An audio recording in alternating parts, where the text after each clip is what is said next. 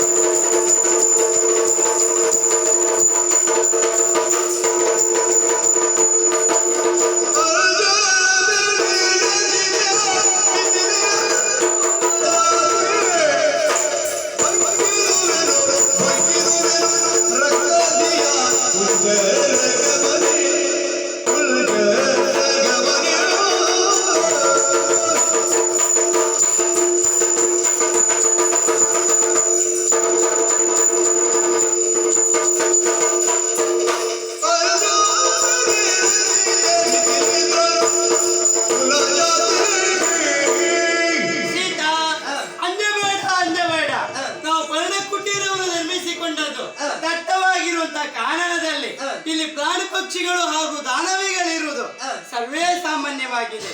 ಅಂದಬೇಡಲೆ ಸೀತೆ ಮಿಥಿಲೇಂದ್ರ ಕುಲ ಜಾತೆ ಸದಾ ಕಾಲ ನಮ್ಮ ಸೇವೆಯನ್ನು ಮಾಡುತ್ತಿರುವಂತಹ ಅನುಜ ಲಕ್ಷ್ಮಣ ಕಾಣ್ತಾ ಇಲ್ಲ ಎನ್ನುವುದಾಗಿ ವ್ಯತಿಸ್ತಾ ಇದೆಯಲ್ಲ.